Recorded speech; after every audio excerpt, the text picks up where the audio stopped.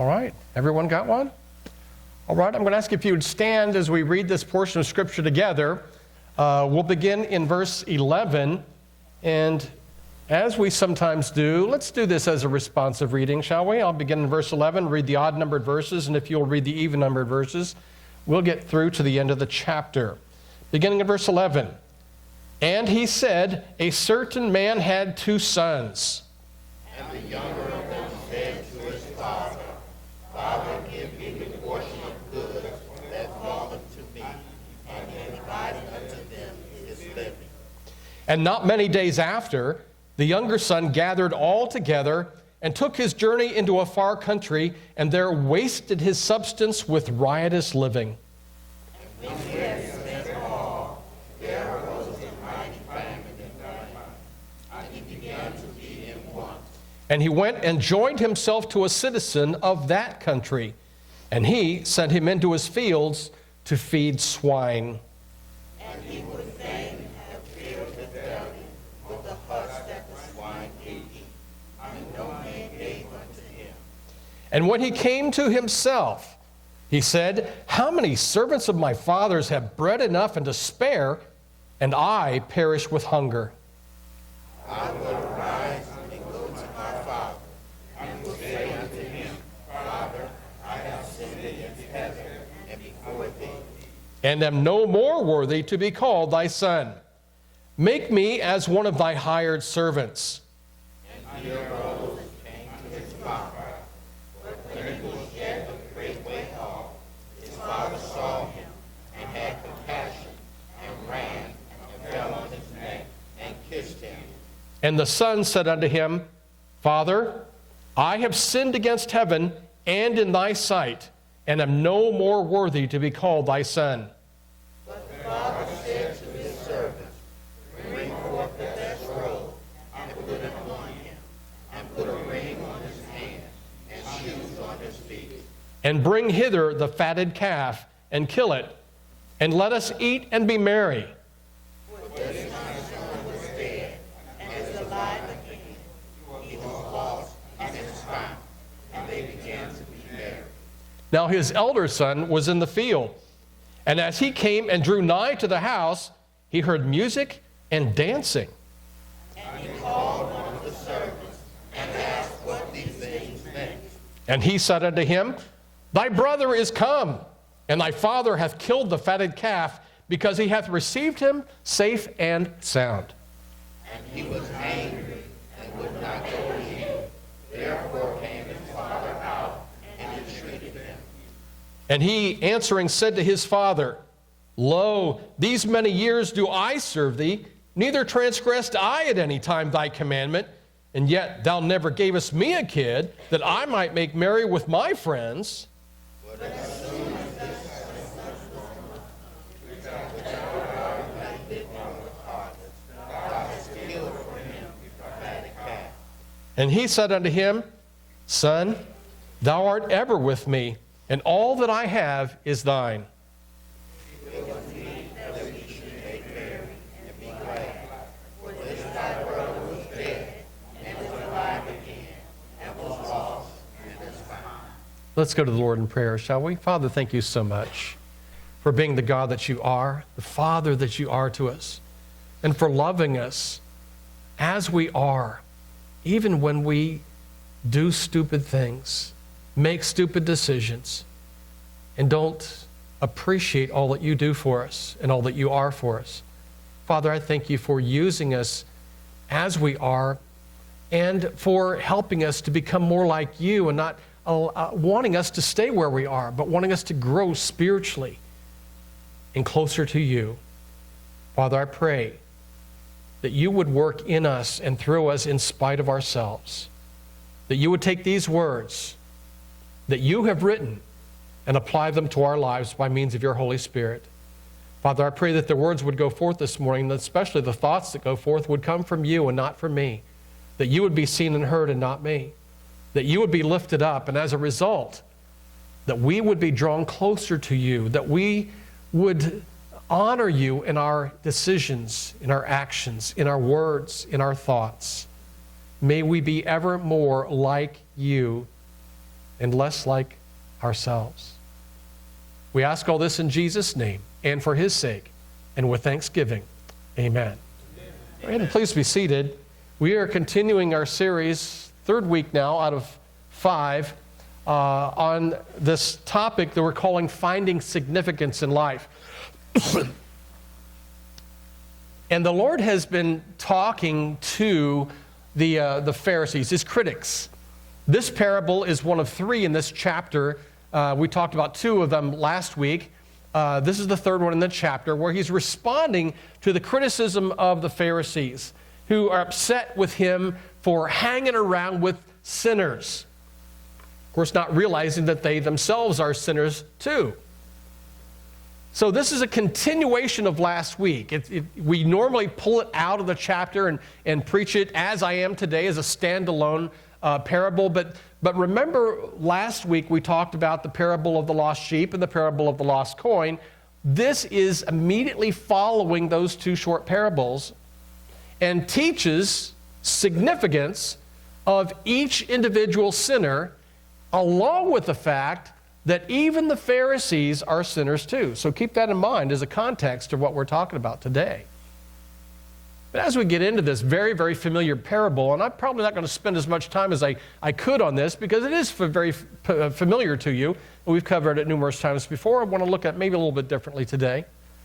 But let me ask you, have you ever made a stupid decision? Well, apparently so, right? And sometimes the consequences of that decision last for a long, long time, don't they? Let me ask you another question. Have you ever wasted money?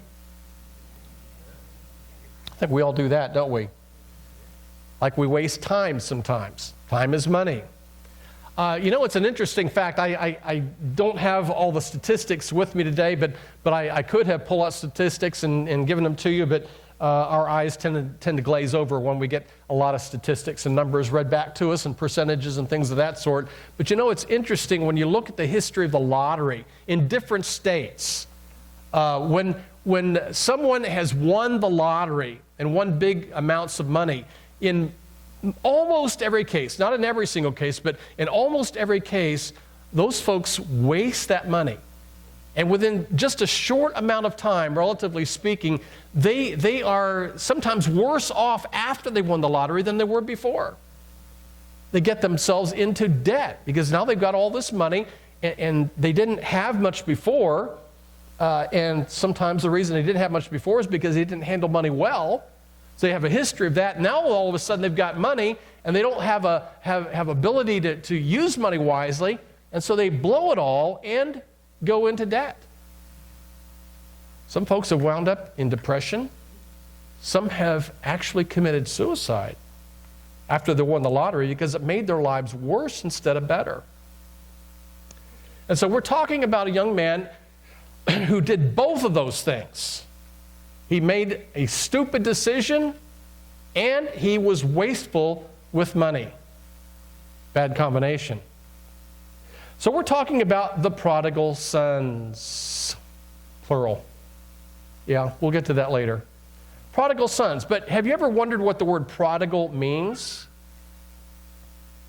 The word prodigal actually means, Merriam-Webster's dictionary defines it this way, characterized by profuse or wasteful expenditure, reckless spending. And that's what we're talking about here. And so we see in verse 11, he said, a certain man had 2 sons, and the younger of them said to his father, Father, give me the portion of goods that falleth to me. And he, that is the father, divided unto them, his 2 sons, his living. Now, what's going on here is that this younger boy wanted his inheritance, but he wanted it early. Notice that his father is still alive. There were 2 boys, and the custom was, in those days, the older son got a double portion of the inheritance. The younger son got a normal-sized portion. So in this case, you've got two portions, and the older son gets twice as much. So he gets 2/3 of the estate. The younger son gets 1/3 of the estate. Right? But only the younger son was asking. But the father said, well, if I'm going to give you yours, I need to give the older one his. So he divided it up. 2/3 to the older, keep that in mind for later. 1/3 to the younger. Now, this is, I don't know if we can fully appreciate what's going on here, but let me describe it in ways that might help you realize. But the younger son is saying, is in essence, Father, I want your stuff before you die. In essence, he's inferring that he wishes his father was dead because he wants his stuff. And he doesn't want to wait for his father to die and for the will to be read for the estate to be distributed to him. He wants it now. That's a terrible thing for him to do to his father, don't you think? Yet, have you ever seen that happen today? I have. It's a very sad thing to see. I've seen it happen in the past. I see it happening now in some families, and I see some families where I think I see it happening down the road. But it is an awful thing for kids to want their parents' stuff before their parents die. I know some that are actually taking stuff from their parents honestly thinking that it's theirs. Because they're going to get it someday, I might as well take it now. I've done funerals where at the cemetery for the committal service at the cemetery, there were family members who couldn't wait for me to say the last amen. And as soon as I did, hopped in their truck and drove off, and we found out later they went immediately to the deceased home and started taking stuff out of the house. It's amazing how materialistic feelings and motivations can do that too. That's what's going on with this younger son. But I want you to notice that it doesn't say anything about the father rebuking the son. He just divided unto them his living. That's what he did. The father, I want you to understand, and by the way, I haven't been getting to your first blank, the younger son. You probably already figured that out. The younger son. And you see here, the father divided his living without question, without rebuke. Now this father knew his son, don't you think? I mean, that's kind of a given. The father had to know the character of his younger son. That he was an impetuous boy who had a tendency to make bad decisions. I'm sure this wasn't the first time in this young man's life that he ever acted this way. So I'm sure his father knew that his son was this way. And I have no doubt that this father knew that this request was foolish. But I also see here that the father allowed the son to make a bad decision. The father allowed the son to experience the consequences of his acts. You see that in there clearly, don't you? But the younger son had two requests of his father. One now and one a little bit later. And this is your next two blanks. The first request that he had was, give me. Give me. Gimme, gimme, gimme, gimme. Well, every parent of a 2-year-old hears that, don't you? Unfortunately, this young man was a little older than 2, and he's still saying, gimme, gimme, gimme. That is what got him into trouble. The idea that he wants stuff to be just given to him. He didn't want to wait. He wanted it now. The second blank actually comes into play a little bit later. He gets this request made. He gets his stuff, and he goes out and he starts wasting it with riotous living, with wastefulness, as his older brother pointed out, with harlots, and partying with his friends, and just doing whatever he was big enough to do. And you know, it's interesting how many friends you can have when you have pockets full of money. And you're the guy that makes the parties happen. But I want you to notice what happens when he runs out of money. He begins to be in want. Now, what is inferred there is that he was never in want before. He was living at home with Dad. Dad was taking care of him, and Dad had money. Now, Dad had worked hard. Dad knew how to take care of money. Dad knew how to be industrious and earn it and build an estate for his 2 boys to take care of his own needs and his son's needs after he was gone. He knew how to do those kinds of things. So he took care of his boys, and his boys never had need of anything. But now this young man, all of a sudden, he begins to be in want. But he's used up all his resources. He can't phone home and say, Dad, can you wire me some money? He's got everything he's supposed to get. He got his inheritance, his future inheritance, and he spent it all now. And then now that he doesn't have any money, he has to go and hire himself out. He has to get a job. He's in a far country. He's not home. And keep in mind, this is a Jewish kid. And where does he get a job? Working on a pig farm. You guys ever been around pig farms? You ever just driven through the country with your window down when a pig farm was nearby? Wonderful phrase. Oh, yeah. Oh, my. Oh, my. It'll curl your hair. But this kid's working on the pig farm. This is not a good place for an Orthodox Jewish kid to be working, much less dining. He's eating with the pigs. He's eating what the pigs eat. The scripture says, and then one day, he came to himself. It's like this kid's been just living in a daze, just tuned out, not thinking. And all of a sudden he realizes where he is. He realizes what he's doing. And most importantly, he realizes who he is. And I want you to notice, by the way, and I didn't point this out earlier, no one gave anything to him. His friends were gone. Have you noticed that? You notice that when you're there and you got money and you're the party guy, all of a sudden you've got all these friends around, as I said before, but when the money's gone, your friends are gone too. Because they're not really friends. Anyhow, he comes to himself, and then he says, what am I going to do? I have to go home. Home is the only place I have left. Family, my dad, the only thing I have left. But what am I going to say? What am I going to say? What do you do when you don't know what to say? Well, you rehearse a speech, right? Okay, this guy's got a long way to rehearse a speech. He's in a far country. And there are no taxis and chariots to ride. He had to walk all the way back. So he's got a lot of time to rehearse this speech. And so this is where the second blank comes in. In verse 17, it says, and when he came to himself, he said, how many hired servants of my father's have bread or food enough to spare, and I perish with hunger? I will arise and go to my father and will say to him, Father, I have sinned against heaven and before thee, and am no more worthy to be called thy son. This is the problem in a nutshell. Up until this point, he thought he was worthy to be called his father's son. But he realizes, I am no more worthy to be called thy son. Make me as one of thy hired servants. In other words, hire me.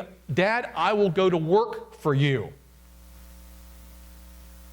I don't deserve anything. I don't need to have any money from you that you're giving me. I'm not asking you to give me anything, but I will work for you. And he goes on to say, he says, make me as one of thy hired servants. That is the speech that he was going to do. So that's the second blank. Make me. The first one is give me. Second one is make me. First one, he wants his father to give him stuff. Now he wants his father to make him into somebody else. Make me as one of your hired servants. Folks, that's what's transformative in our lives.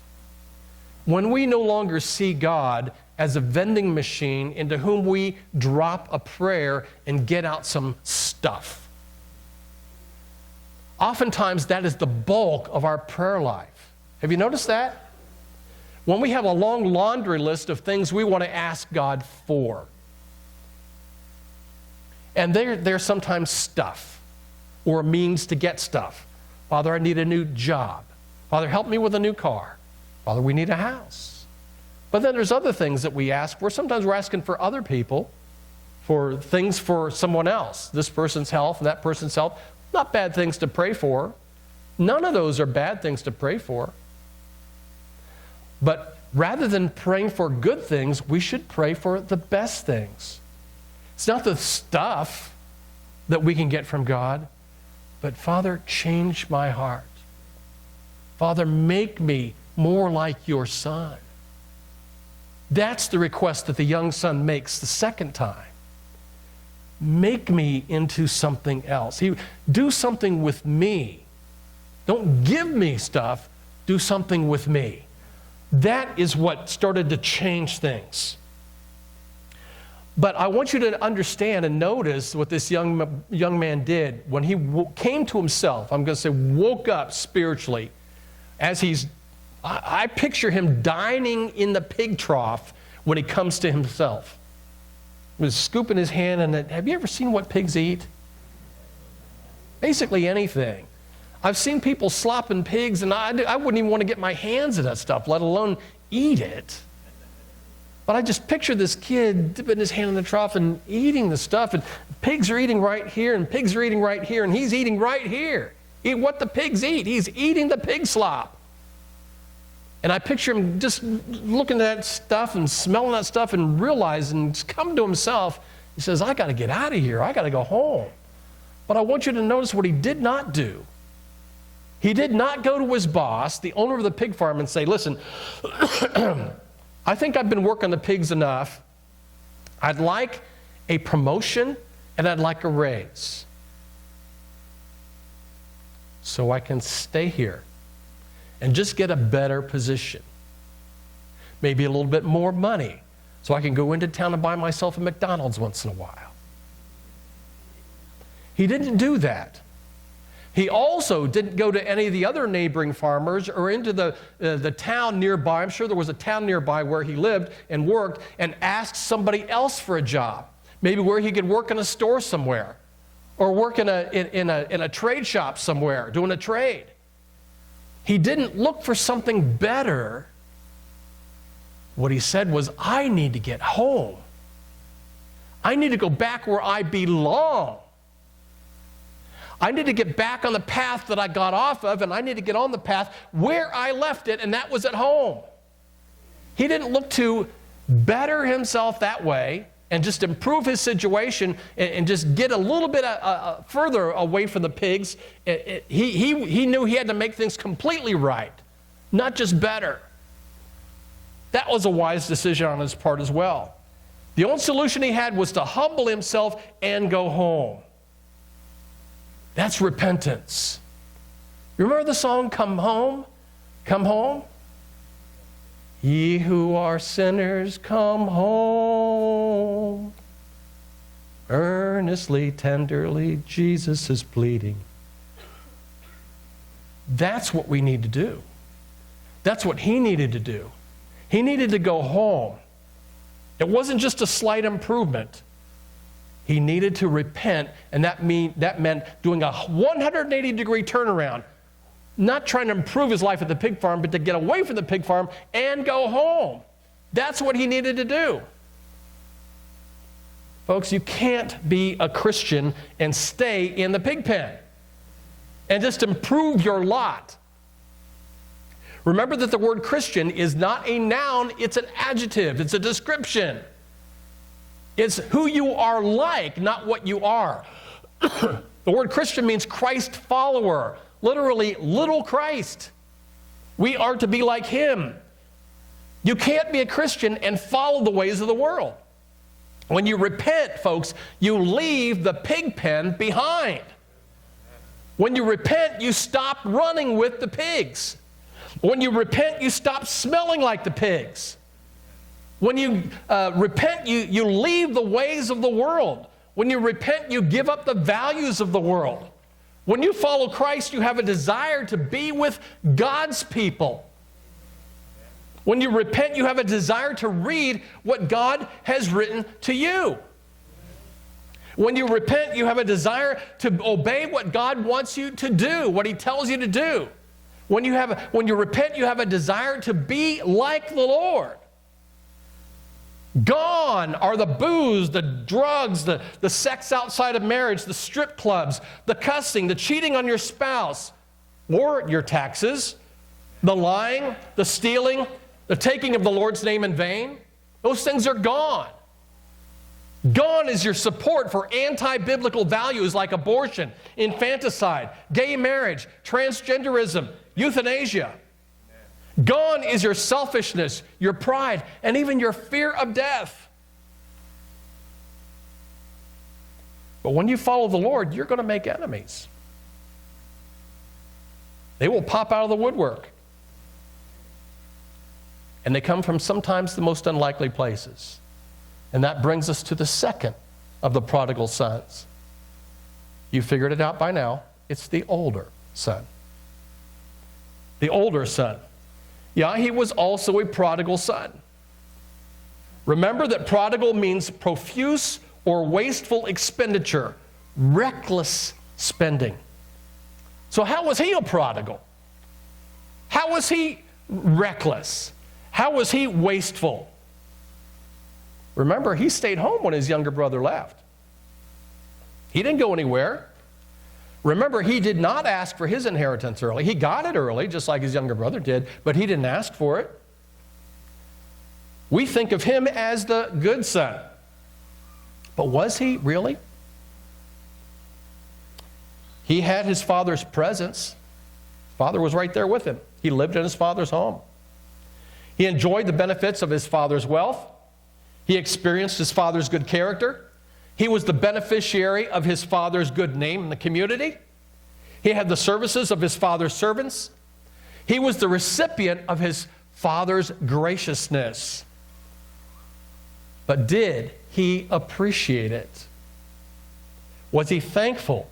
Was he grateful? Look at his reaction when his younger brother came home. His father acted normally, the way his father would. That was his character. He behaved as he always had done. His older son was okay with his father behaving normally as long as he benefited from it. But in this case, he expected his father to act as he wanted, not as his father would normally do. In essence, he wasted his father's grace and goodwill. Sometimes we do that with God, don't we? Because that's what this is a story about. We want God to act like we want him to act. We want him to answer our prayers the way we want him to answer our prayers. And, by the way, when we want him to answer our prayers. His character, that is the older son, did not reflect that of his father. His behavior was not characteristic of his father's, and his words, were not reflective of his father as well. In other words, he was a spiritually prodigal son. His brother was a materially prodigal son, but he was a spiritually prodigal son. This son did not repent of his spiritual wastefulness. With all the benefits that his father gave to him, with his father's character, the person who he was, right there in front of him for him to emulate, to become like his father. He did not do that. He wasted it all. Both boys were prodigal sons. One repented, one didn't. Remember the context.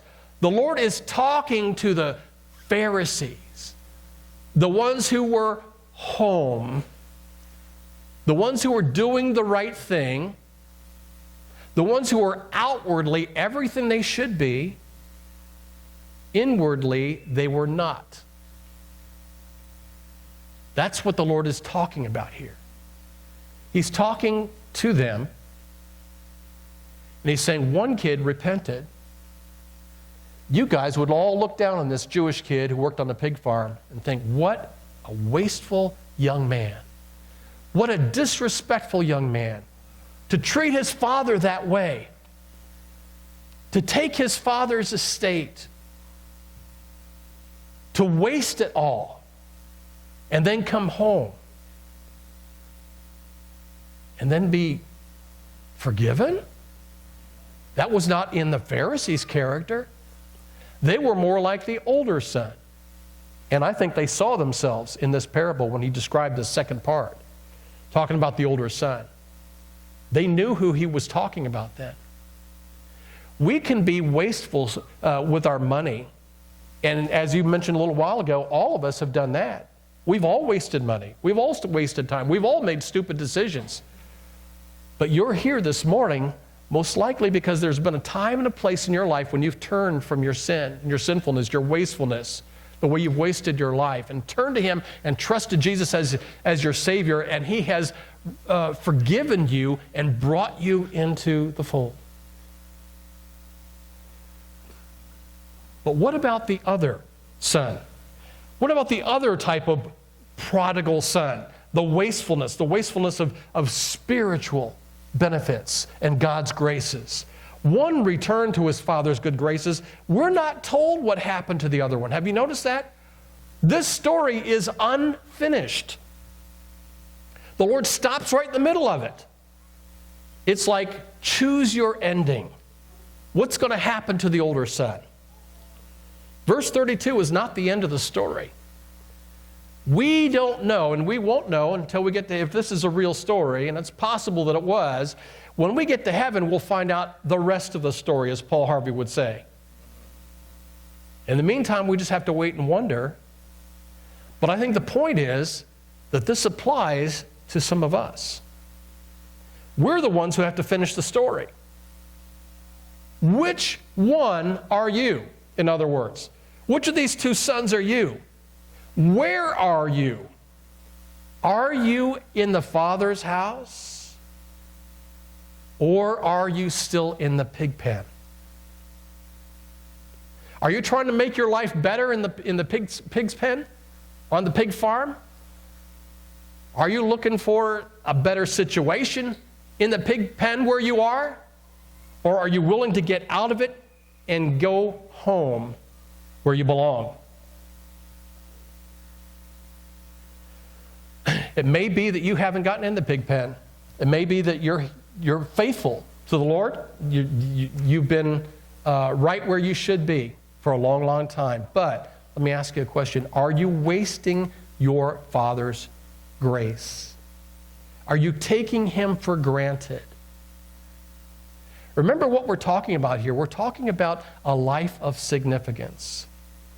What the Lord is teaching us in this parable is that you are significant. It's what we've been talking about the previous 2 weeks. It applies here as well, but here he's talking about the fact that even though you and I mess up, and this kid messed up just once, one bad decision, riotous living. I can't say that. I've messed up time and time and time again. And the Lord keeps allowing me to come back. That's how much grace that he displays to me and to you. You are significant to him. He loves you. And just as this father was, he's out there on the road, watching for you, looking for you to come back, anxious for you to come back. And the blessings of your return are already being prepared. Remember the fatted calf? How'd the fatted calf get fatted? The father had been preparing it for some time, expecting his son to come back. Because remember, his father understood his younger son was impetuous and made foolish decisions. He knew that this was a bad decision. He knew this young son would run out of money someday and would have nowhere else to go and was going to end up coming home. So he waited for him. He was watching for him. And that's where the Father is with you today as well. Are you ready to come home? Let's stand with our heads bowed, our eyes closed. We want to give you an opportunity to respond to what the Lord is speaking to you this morning. And I don't know what that is. I don't know where you are. I don't know whether you're in your Father's house, doing what you're supposed to do, and maybe your heart is right. Maybe you're in your Father's house, doing what you're supposed to do, but your heart isn't right. Like the older son. Everything looked good on the outside, but his attitude wasn't that of his father's. And it may be that you are like the younger son, that you're out in the pig pen still. But no matter where you are, the opportunity is always there to come home. Father, may your will be done in this invitation. There are some in this room, Father, who are out, away from you, not doing what they should do, not being who they should be. They're living their own life, and they are disdainful of you and what you provided for them. Father, you provided salvation through your Son, Jesus Christ. There are many in this room. There may be many in this room. There are at least some in this room who are disdainful of your gift of salvation through Jesus Christ. Father, they know that they're not saved. They know that I know that they are not saved. Father, I pray that you do a work in their heart this morning, that you would draw them. Father, may you guide them and convict them to salvation. Make them uncomfortable until they find comfort in you. Father, there are others here today who are saved and they know they're saved. No doubt in their mind. They know when, where, and how that they got saved. But they're away from you. They are being prodigal. They're being wasteful, riotous living. Father, I pray that your will be done in their lives and bring them home today. And Father, there are others who are outwardly faithful, who have always been doing what they're supposed to be doing. But Father, there's a need there. They're not right where they should be, spiritually speaking. Father, that's often true of me, as you know. Father, I thank you, Lord, for dealing with us, speaking to our hearts, and correcting us in measure. Father, I pray that you'd help us to respond to whatever your Holy Spirit is leading us to do in these next few minutes. May our actions be glorifying to you, for we ask it all in Jesus' name, for his sake, and with thanksgiving. Amen. Whatever the need, you come.